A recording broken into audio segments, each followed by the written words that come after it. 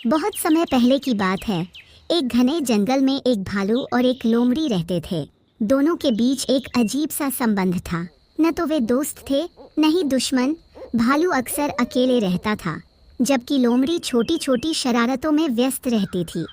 जंगल में हर कोई अपने अपने काम में व्यस्त रहता था, लेकिन समय समय पर ये दोनों एक दूसरे से मिलते रहते थे।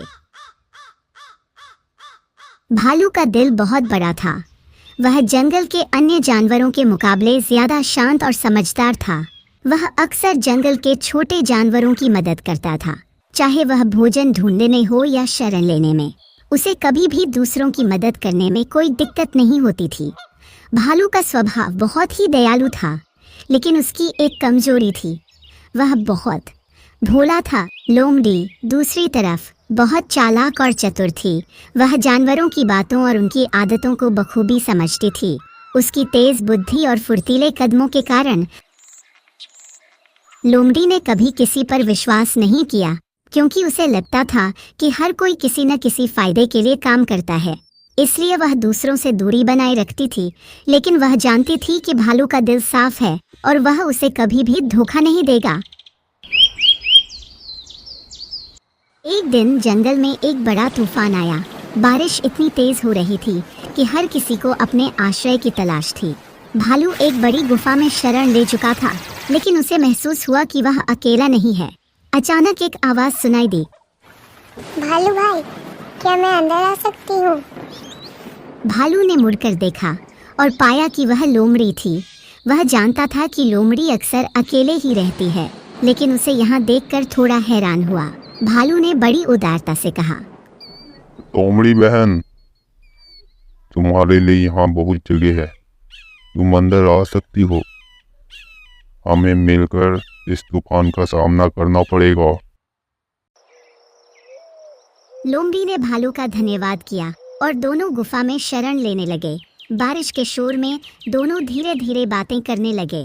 भालू ने अपनी दयालुता और जंगल के जानवरों की मदद करने के बारे में बताया, जबकि लोमड़ी ने अपनी चालाकी और तात्कालिक फैसलों के बारे में साझा किया।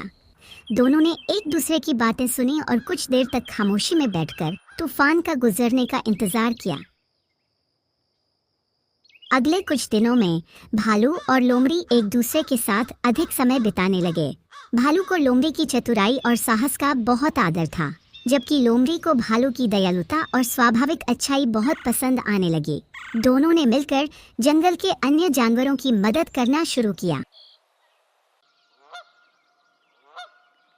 भालू ने अपनी ताकत का इस्तेमाल करते हुए बड़े बड़े काम किए, जबकि लोमड़ी अपनी चतुराई से मुश्किल समस्याओं का हल निकालती थी। एक दिन जंगल में एक बड़ी समस्या खड़ी हो गई। जंगल के कुछ हिस्सों में आग लग गई थी। सभी जानवर डर गए थे, क्योंकि आग बहुत तेजी से फैल रही थी। जंगल के सारे जानवर इधर उधर भागने लगे, लेकिन आग की लपटें उनके रास्ते में आ रही थी।